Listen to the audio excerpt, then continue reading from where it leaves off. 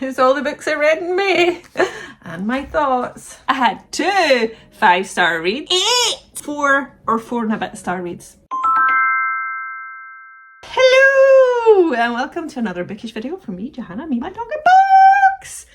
It's the May wrap up and I'll give you some of my June hopefuls, June need to read, June want to read, June hope to read. But first up is everything I read in May, my stats, which you can skip if you're not interested in stats, but I do love a pie chart myself. Stay tuned. I had 2 5-star reads and 4 or 4 and a bit star reads. That's pretty decent if you ask me. And in the month of May, I read 14 books, which according to Storygraph is 4,647 pages.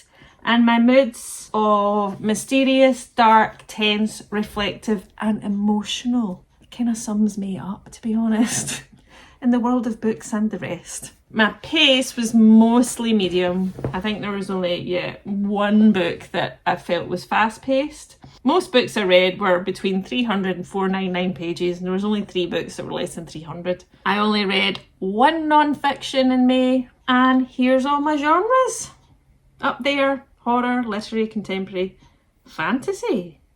Oh, that must have been the middle grade I read. And usual format, although a little bit less audio than normal. 50% audio, 36% print, and 14% digital. And out of everything, here is all the star ratings.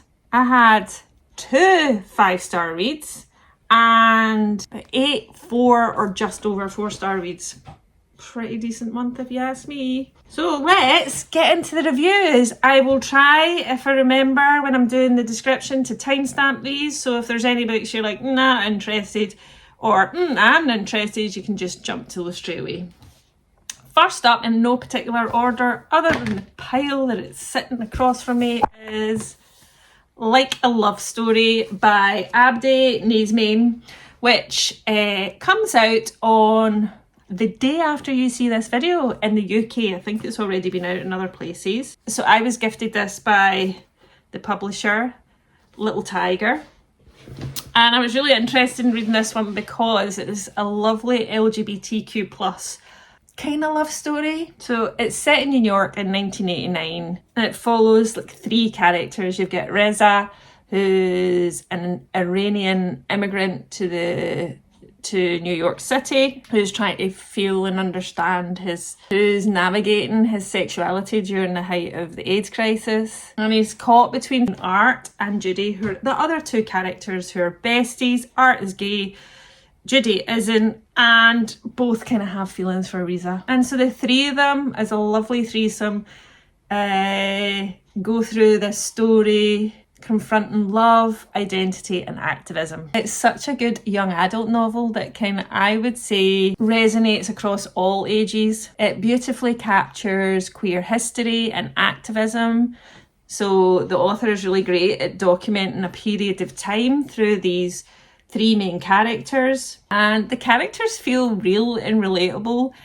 Reza, Judy and Art are just a delightful group of friends who are navigating a really difficult time in life, but they're also like, their friendship is just really honest and deeply human. And the good thing about this book, as many young adult books do, it doesn't shy away from difficult topics, but it deals with it in a really accessible, poignant way. And I really, really enjoyed that. And I thought, what a great book to finish on the eve of Pride Month.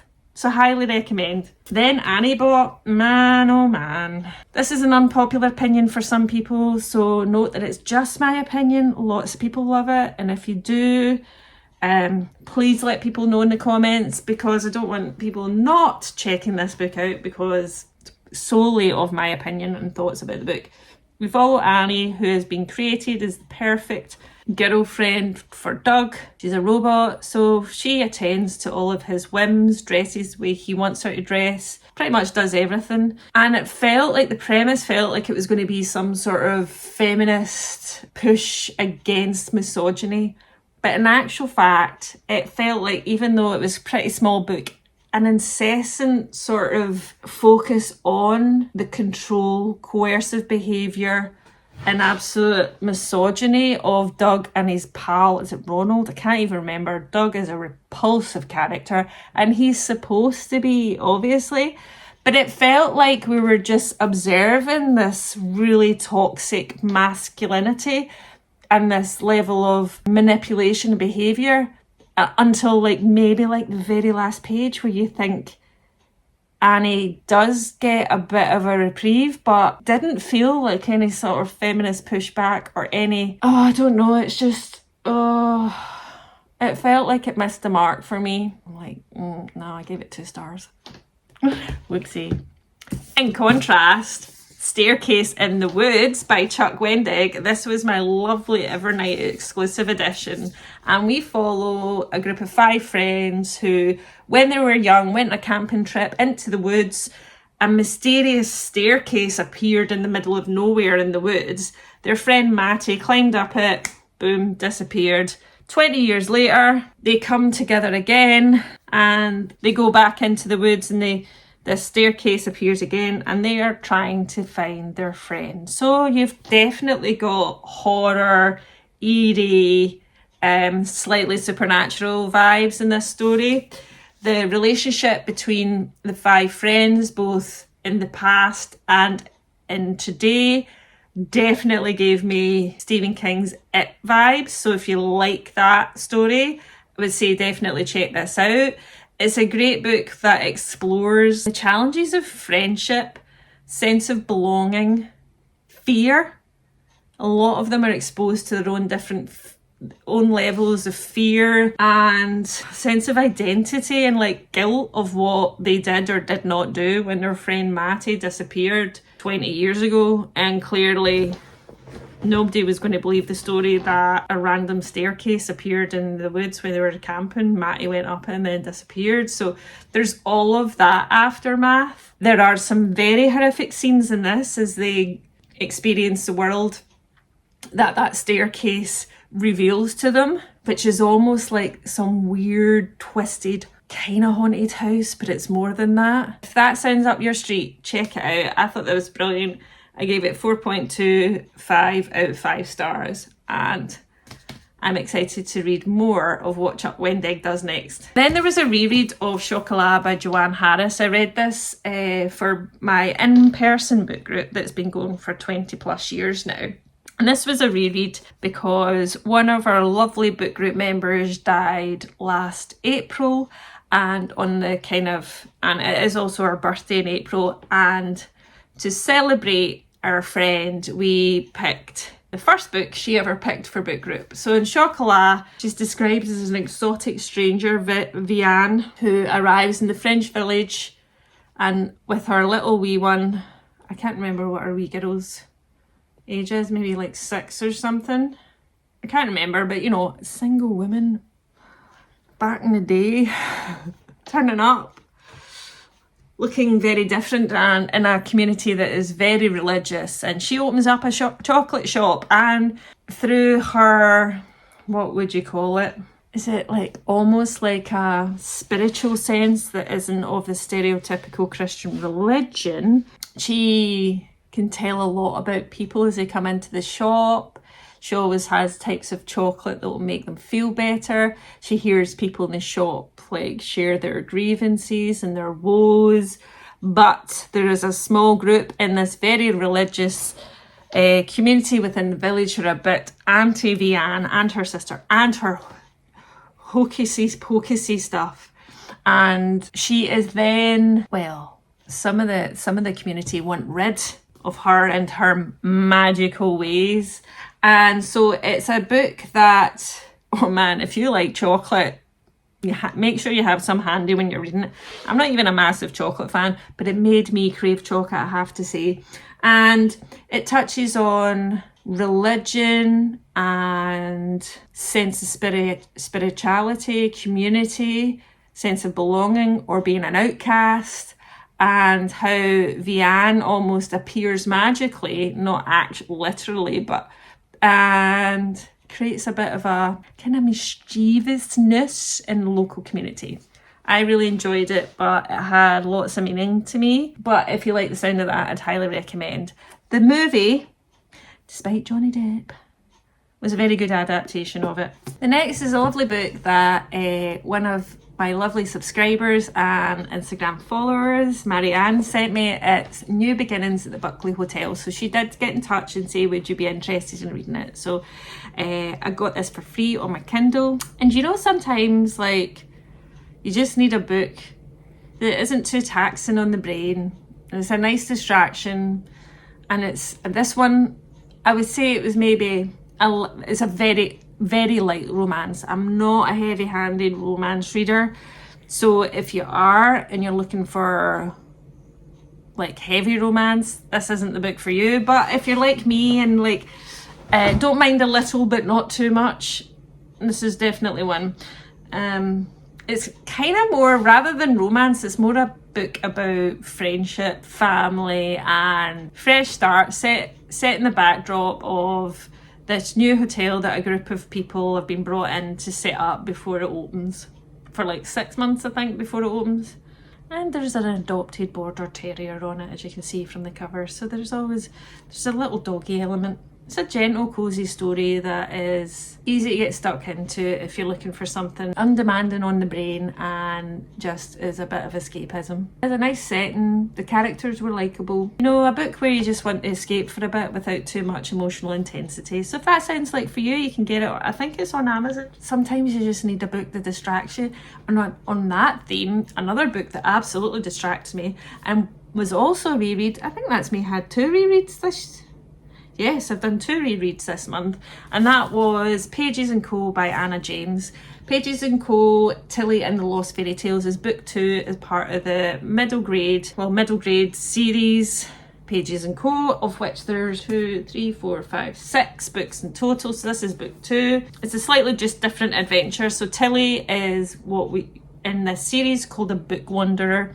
She lives with her grandparents who own a bookshop called Pages & Co, and Tilly has this magical ability to wander into a book. So she can be dropped into a book, or characters from a book can come out to her, and that is something that she's kind of inherited from her grandparents and her mum. In this story, with her sidekick friend Oscar, who's lovely, she quickly discovers that some of the fairy tales seem to be getting all mixed up in their plots, and some of the characters have gone missing. So something is happening. So she starts to explore this mystery, and that's the kind of premise of this book. So I think I've only read about 3 or 4 in this series, and I'm rereading them just now, just because sometimes you just need a little bit of magical middle grade to soothe the soul, and this series lives up to it for me. Whereas, complete contrast, really dark, intense thriller is Senseless by Ronald Malfi. I've shared reviews of this on both my Instagram and TikTok as well, and this is the type of dark thriller that I would recommend for people that like Stephen King, Karen Slaughter, Chris Carter, whilst knowing there might feel like, whether there is or not, I cannot confirm, like a supernatural element. 3 different stories that are related, but you're not sure how from the outset. So you have a detective haunted by an old case, a woman whose fiance's son might be hiding something really sinister, and a drifter obsessed by a mysterious, monstrous woman. And somehow these 3 stories connect. This is my first Malfi book, and confirmed it will not be my last. He is a horror and thriller writer, a bit like Stephen King. This is very much in the thriller camp, but I would say there are horrific elements to the thriller. This is cleverly plotted, twisty and brutal at times, and I adored it. This was my second and only other 5-star read of the month. It's not just a murder mystery, because there's like a eerie, creepy, otherworldly element to it, and overall the story is just chilling and completely unpredictable until the very end, and I loved it. Then dark thriller fans, definitely recommend. I gave it a strong 4 out of 5 stars. This is from Jo Callaghan, who wrote In the Blink of an Eye, which I loved. This is book 2, and then book 3 is one that just came out this year called Human Remains.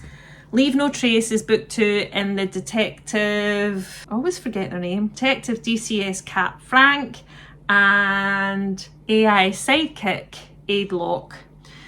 He's the world's first AI detective. Now in book 1 they explore a cold case, and this is in book 2 where they're unleashed on a live case, and it says one detective driven by instinct, the other by logic, and they make a really good partnership in this, and it's really good watching their relationship, albeit one is human and one is not. And it says it will take both to find a killer who knows the true meaning of fear. So in this case there is a man who is found crucified on a cross. But what they discover is not long after that, they find another one, and they discover that the killer is just about to get started. It's dark, it's gory. I highly recommend it if you like dark thrillers with a kind of modern AI twist on it. This is really good, and I really like the author's writing. Another is one that I was also kindly gifted by the publisher John Murray Press, and this is The Book of Guilt by Catherine Chidgy. I've only ever read one other Catherine Chidgy book, and that was Pet, which I really enjoyed. I read that for Lauren and the Book Club last year, I think. So this one's out now, and we follow identical triplets, Vincent, Lawrence and William, and it's set in like an alternative England in 1979, and these triplets are raised in a government scheme under the eerie care of 3 mothers: mother morning, mother afternoon, mother night, and these mothers document the kids' every move. But the kids start to question their life and who they are, and as they start to uncover some truths, they are forced to confront a chilling system or government scheme that has been set up, built on control, secrecy and the erasure of identity. Weirdly, yes, it's very dystopian in its premise, albeit set earlier in the late 70s. This is a kind of book that gives you this slow build up of an eerie, creepy dread where you know like it's building to something. Yet the setting is like just feels weirdly off kilter with what's happening in the story, because it's set in like a version in 1979 that just feels slightly wrong, and that there's just something not right, but that kind of feeling where you just can't put your finger on it. This is how this feels when you're reading it. And then the whole concept is really disturbing. Like talking about these 3 kids that are being raised under surveillance, with every dream and misstep being recorded in the Book of Dreams, the Book of Guilt.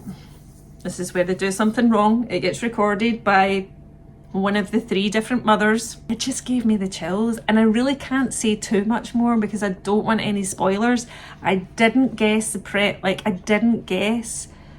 premise behind the setting and the government scheme that these boys were being raised within.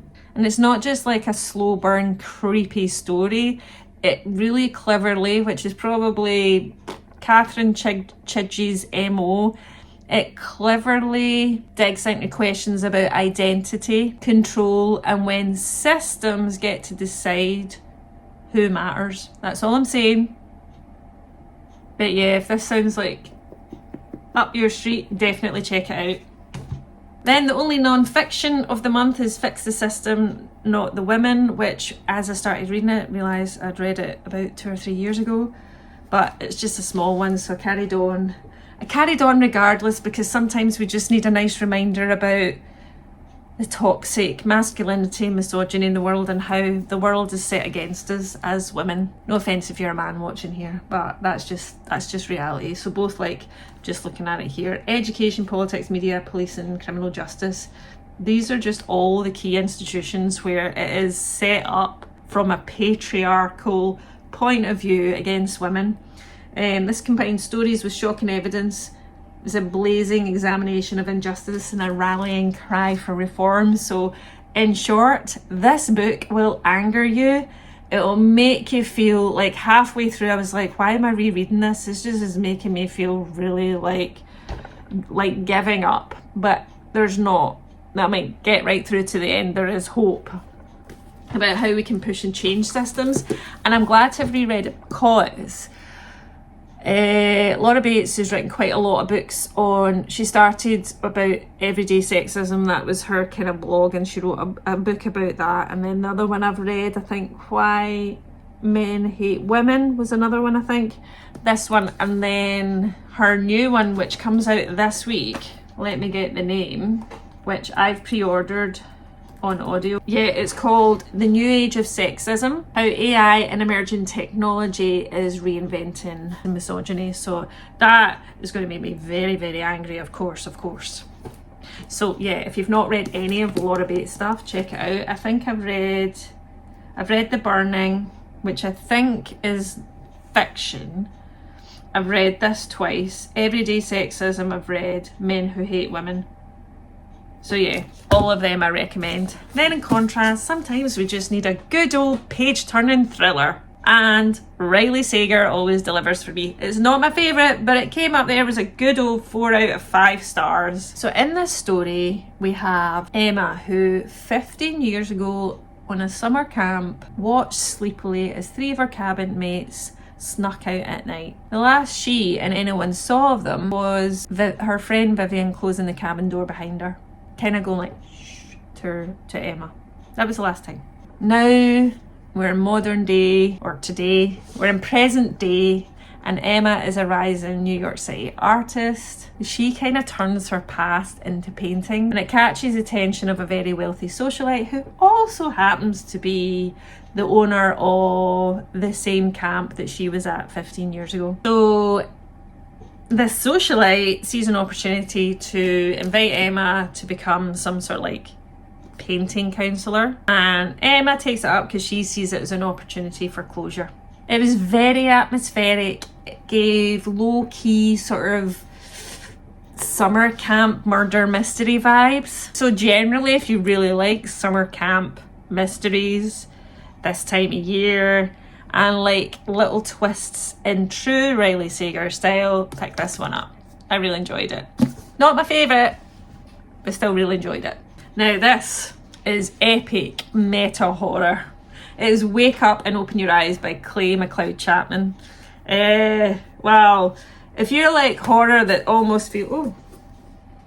If you like horror that feels like horrific because it's almost too close to reality, Noah wakes up to a really disturbing voicemail from his mother. So he quickly drives 5 or 6 hours home to his parents' house to find them both stuck in this like weird catatonic state, victims of a mysterious possession that is linked to the far right media they've been consuming. You see where I'm going with this? And they are not the only one. Society starts to unravel around him, and that's when Noah and his nephew, because Noah's brother has been affected by said mysterious possession, Noah and his nephew basically have to confront the terrifying force that's coming through people's TV screens or like mobile phones or whatever. So it kind of blurs the line between reality and demonic possession.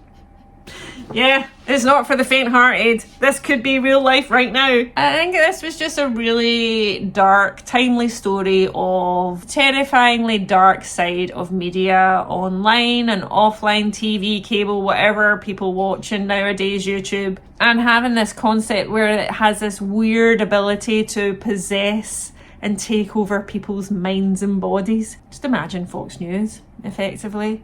So that made it absolutely unsettling to the core. And Chapman in this book writes an amazing level of unease that just builds, and a level of paranoia that just has you on edge as you're reading it. It felt apocalyptic but also very near future, so I found that pretty terrifying. Such a unique, bloody brilliant book. Then we have very different but contemporary fiction, and I really enjoyed this. This is my first book that I've read by Emma Gannon, and wow, meet Olive. She's a woman in her 30s who's very decided on the fact that she doesn't want to have kids. And this is in quite stark contrast to what society tells women in their 30s. So, and she's going through that age and stage where her closest friends are either struggling and trying to have kids or have kids, and she feels really isolated. This felt like a really thoughtful, as someone who is child-free by choice, this felt like a really thoughtful book about friendship, identity, and the pressure to conform to other parts, you know, particular paths in life because of society, well, in particular Western society's stereotypes. And it's really good at touching on what I would say is, because Olive herself has a diverse group of friends, all of whom either have kids, are pregnant, or are trying and maybe struggling. It really cleverly touches on the complex discussion around parenthood or the choice not to, as well as the fact that your choice not to is often questioned, but also quite difficult conversation to have if you've got friends who are trying and can't conceive, or have had really challenging times but yet a strong desire to be a parent when you don't want to. And it was so validating at times, as someone who has chosen quite decisively from a very young age that I didn't want kids. There was a lot in this to relate to, a lot of this where I could see, obviously I'm not in my 30s anymore, I'm much closer to menopause, so that is probably the only reason I don't get asked these questions very often. But for many years I was like, why don't you have kids? It's different when it's your own, there's nothing like having kids, you never really feel a love like it than having kids. So you get made to feel, you get questioned on your own thoughts about having kids. People don't believe that is the case until years from now you still don't have kids. So there was lots in this, and I thought the author Emma did it in a very delicate way, because it's a really tricky conversation to have, because people's thoughts and feelings about being a parent is very different. I mean, this is predominantly about heterosexual relationships and parenthood. I can't wholly remember. I think it is. So, the complexity of parenthood, the desire for parenthood or not, is a kind of conversation that just shouldn't be questioned by random people you meet at a wedding, or, new in the workplace who go, have you got kids? Maybe that's a complex question that I wouldn't naturally ask people, because I know A, it's none of my business, but B, you don't know what's happening in people's lives. And Olive is a really smart and self-aware character, and she's kind of funny, so I really enjoyed following her journey in this book. And so yeah, really loved how this was dealt with, and I loved Emma Gannon's writing, so highly recommend if this sounds up your street. And then last but not least, in the 13 books that I read this May, is The Between by Tananarive Due. Now, I picked this up because I read The Reformatory last year or the year before, I can't remember now. 5-star read, outstanding, and I did want to read more of her work. And this story follows, well, there's a couple of themes to it, but we've got a main character called Hilton, who when he was a boy, his grandmother died to save his life from drowning. And then this is like 30 years later, where he starts to think maybe he was never meant to survive, and dark forces are trying to rectify that mistake. So the premise was really good. I think at times I just struggled to stay quite as engaged with the story and maybe the more supernatural elements. I say that there's kind of ghosts in the reformatory, but I don't know what it was about this that for me, I really enjoyed it, but I didn't love it as much as the reformatory, you know, because you're kind of following what's his name again, Hilton. I can't even remember, I just read it to you a second ago. So you're really following him as he's like desperately trying to like he's losing himself, whether that's psychologically or not, and you're watching him go through that battle whilst also fighting for the ones he loves. And yeah, there's a, you know, at times it did what I did wonder if the sort of supernatural realism or whatever it was in it, I was struggling to comprehend at times. It might be me in the time I was reading it. I would say definitely check it out. I enjoyed it. I gave it a solid 3 out of 5 stars. Didn't love it as much as the reformatory, which is still a favourite book. So there, friends, if I can get them all over without dropping them all. Ah! They're not all the right way around, of course, because, oh dear. I'll try this. This might all collapse on me. So there, my friends, all bar one, which was on my ebook, were all the books I read in May, and I would say that was a pretty decent month. I do wonder if I need to get a wee bit more, what's the word, when you're giving more, generous, a wee bit more generous with my 5-star reads. So in June, what do I plan on reading?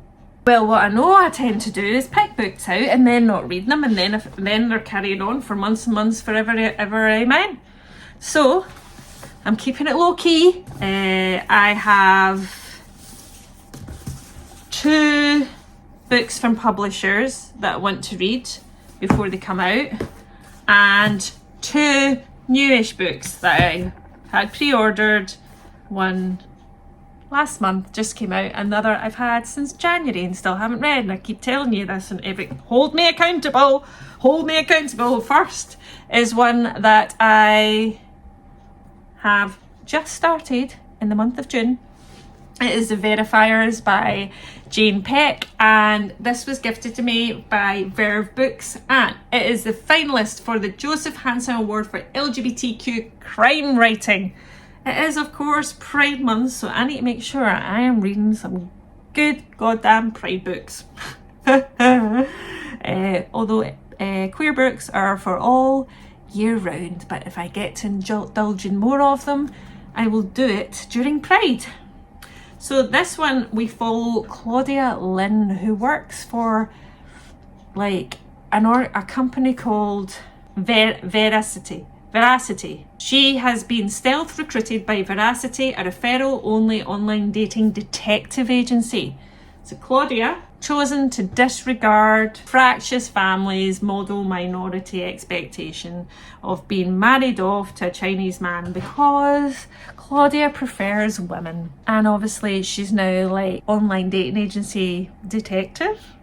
Plus, she's a she's a lifelong reader of Jane Austen, Agatha Christie. So with this job, she feels like she's absolutely like got the perfect job. But when a client vanishes, Claudia breaks protocol.